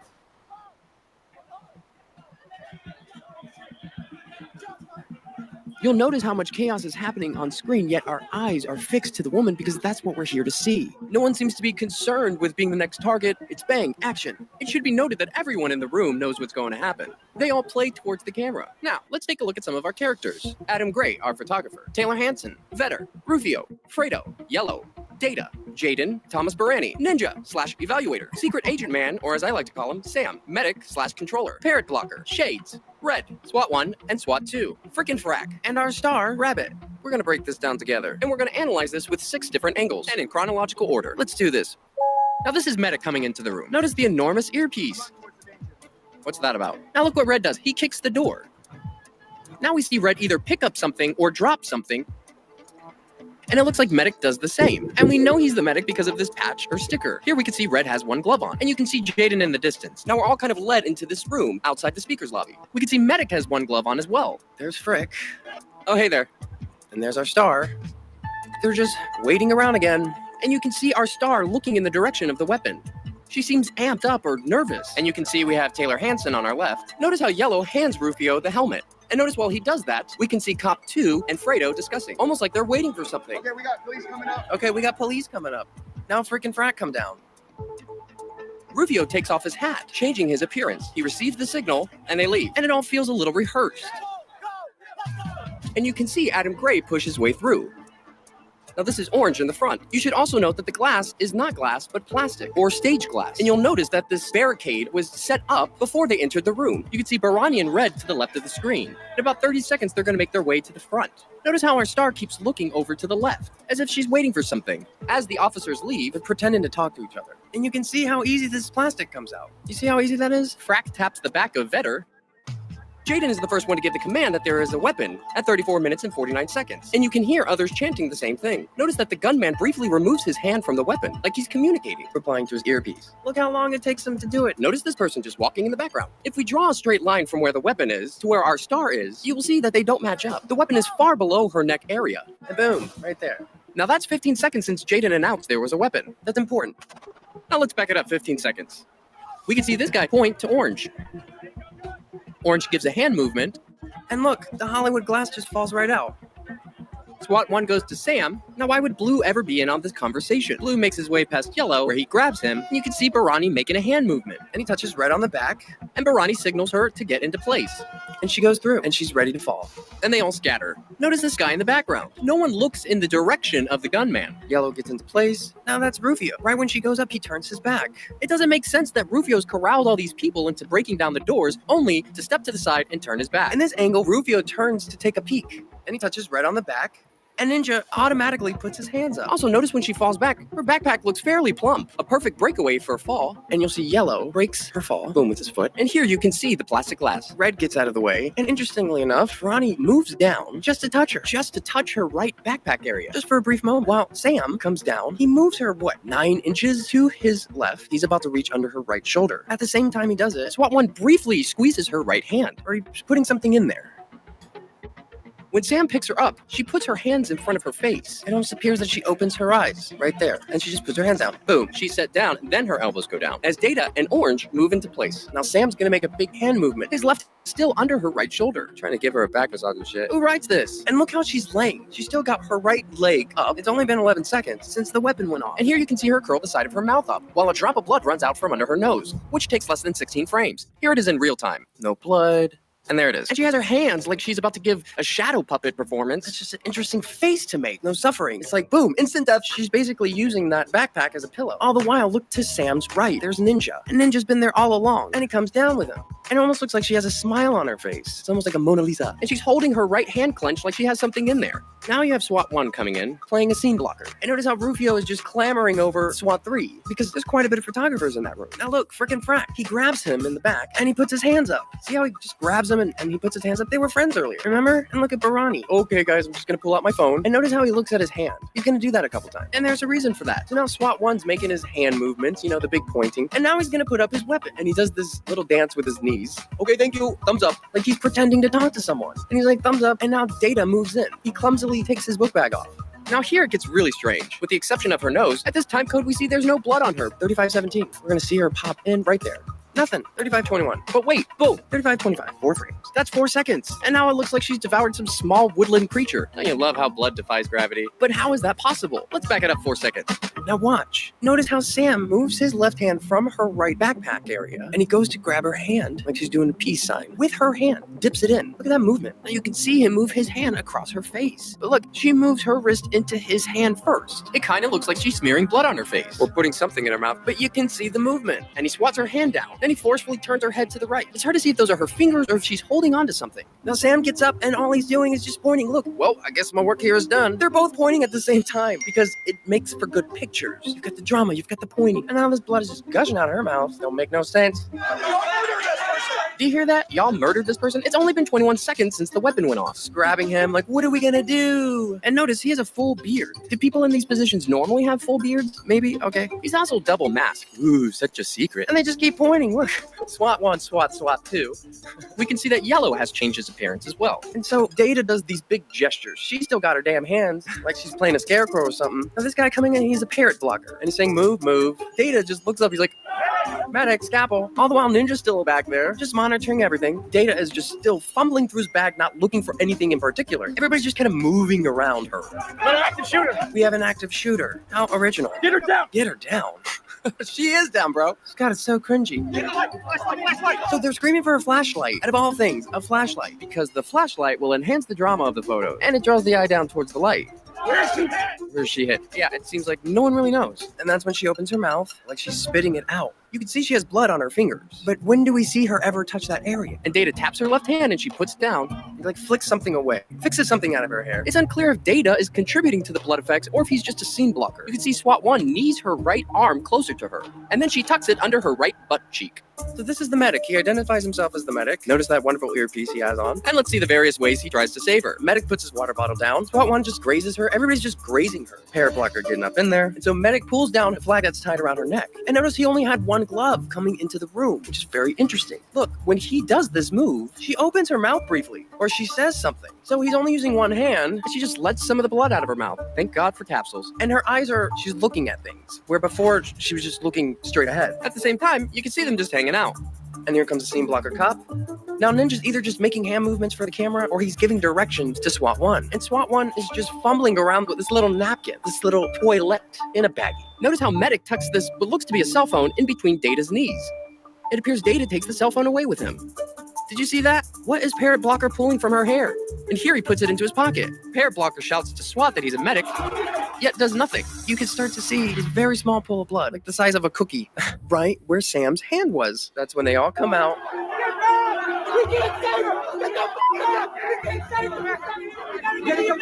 We gotta get EMS here, guys. Now, notice Ninja just randomly puts his hands up. The cops have been next to him this whole time, and now he's putting his hands up. It's for the camera. Did you hear Jaden? Because he keeps repeating it over and over. He's saying the light faded from her eyes. They're all gaslighting because they know the audio is going to be recorded. So they're all kind of pointing and overacting and fumbling in their little corners. 3621, Taylor Hansen smiles. Look at Shades. And Fredo has no one to talk to. He's got nothing to do right now. And SWAT 1 and SWAT 2 are still fumbling with this stupid fucking bag. What is that? Little gauze? They're just tugging it along on the flag kerchief. Everybody's grabbing for her neck. What's that? That's Medic's hand. Do you hear the scrunch as he squeezes? And the Medic comes in. It almost looks like Medic hesitates. And then he comes in. Now we see this very small pool of blood. See how there's just a small passive blood stain? It leaves no trail or indication of a direction. There's no spine, satellite, or elongation tails. There's no cast off. There's no arterial spray or expirated spatter, which makes the use of a blood squib in her backpack and around her neck the most plausible explanation, which could be why during this whole ordeal they never untie the flag. She's gone, man. We're gonna see that cap. Black hat cap. He's still just looking for her pulse, but he just declared that she wasn't there. And now look, he clearly has blood on his fingers. And he turns his fingers around and looks at them. And he just wipes them on the flag. Look, he just wipes them on the flag. And he moves it out of the way. And that's when SWAT 1 comes in with his little towelette. Dab, dab, dab. Dab, dab, dab, dab, dab. Like this is fucking ASMR or some shit. At the same time, he snaps another photo. Ronnie's faking a call, looking at his hand. And there's Jaden. And Ninja just ninjas his way over to us. Scene blocker, cop blocks, Parrot blocker. Hey, what's going on? Who's that? Oh, he's got radio. Maybe he'll call for help. No one's doing anything. Medic stands up. See, he's the medic with that sticker. And there's Adam Gray, taking all the photos. And it appears the clock reads 2:47. Fredo still has nothing to do. Now look, it's frickin' Frat. They're still hanging out. Frick sees the camera and begins acting again. Yep, we're still rolling. What? Got blood on the floor. Yeah, not that much. Now that's Yellow saying that. Oh, Vetter, bless your heart. And now look at Rufio with his hand on top of his head like, oh, it's such a shame. Oh, Ronnie puts his hand around Red. There's the famous photo. Has anyone seen an iPhone? Nobody's doing anything. Everybody's just hanging out. Angry lady number 1. She's just there to scream at them. Now notice they're still taking photos of her in the background, yet no one has done anything. She's dead. She's dead. She's dead. Hansen in the background. He's got his footage. This is, oh no, we'll see him later. Barani motions to Medic, and now Fredo motions for Bike Cop 1. Look, more pointing, more big hand movements. Do you see any blood on Sam right now? He put gloves on, and he's got little paper towels or something. Maybe it's a script. They're still just getting all the pictures. Shades making his big hand movements. Oh, he's grabbing Barani, but notice Barani puts his hand on his back, where he grabs him, and he lets go. Big hand movements. It's Jazz Fingers. And there goes Adam Gray. What's up, bro? Who later gets fake arrested. And then Red is pushed out with Data. See, they've already made one. And look how uniform they are. Looks like they made it just in time, even though they don't go out that way. And there she goes, with her book bag and flag still wrapped around her. Luckily, they don't have that far to go. Just right out that door. Is that normal? Is that normal protocol? You would think if it was as easy as for everybody else to get into the Capitol, it would be for paramedics. Now we see Sam on the other side of the door, and we see he's littered his latex gloves on the Capitol floor next to the blood. No one would ever do that, unless it was to add drama to the photos. So that's our pool of blood. That sad, pathetic pool of blood. This is classic. Oh, you just stepped in the crime scene. Guys, you can't make this stuff up. I think he does do it intentionally because it creates a transfer pattern from the heel of his boot. It adds drama to the photos. He intentionally does that. Is that a cop? Come on, guys. Is that a cop? Are these cops? And now they put the black ski cap over the blood. They've got the photos. And that's the guy who stepped in it, now changing his appearance. And those are the sad, pathetic droplets from one malfunctioned squib. Now, let's take a look at the aftermath. Oh no. And so they're all just echoing the same thing over and over again. They're getting everybody to spread the word. They just killed the girl.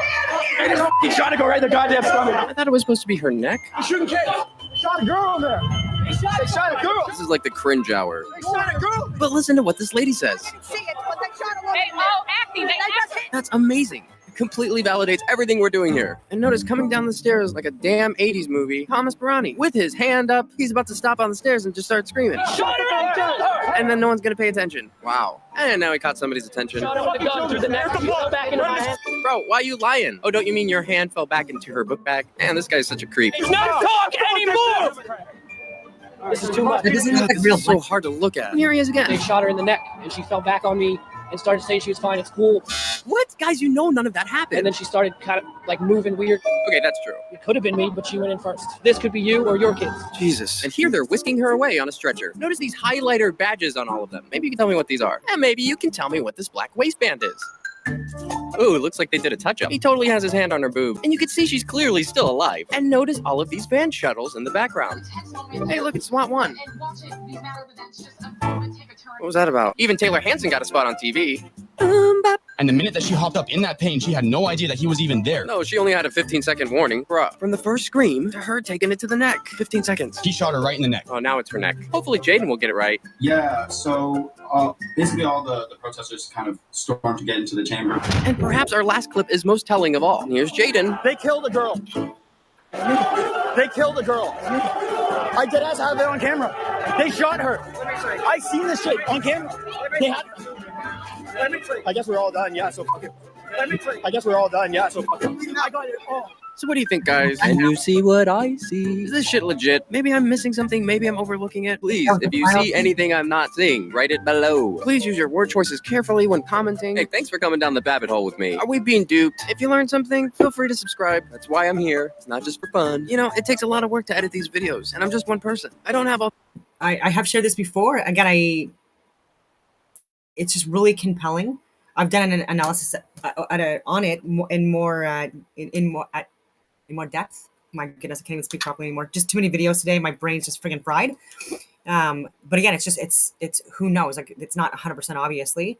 It just like looking at those that footage. It just like there's a lot of questions regarding the blood spatter, regarding the wound itself, regarding the response, regarding the crisis, like the people that were in the area and how they responded as well, and even afterwards when they were talking about like the scene being done, basically. And I've done this before. I've hired role players, but this is to train people within government to respond to natural and man-made disasters and stuff like that. And there are times when they are in hospitals, when they are in even in friggin' prisons and bases and stuff like that. And so if people are to see this, even though I say training exercises, I always made those like big signs and stuff like that, had them out to make sure that people knew it was just for training. And but I would never dupe people like the Freedom Convoy, like companies that actually worked and orchestrated that and enabled that. Like that stuff is disgusting to me. And if anyone would have asked me to do that, they would have already known that I would have said absolutely not, and I would have called it out, and I would have exposed who asked me, and I would have put it on fucking line, the whole email and stuff like that, or the conversation, because to me that's absolutely treasonous, and not what using role players and training like that is for at all. Complete opposite. So again, it's very interesting. Consider for yourself. And a lot of information regarding Mark Carney and other government corrupt officials and propaganda and embarrassments to Canada. And now January 6th, because they're talking about, again, there's so many lies regarding January 6th still. And so Don189, look at my videos. And on that note, I will leave it at that, and I hope that everyone has a wonderful rest of your day.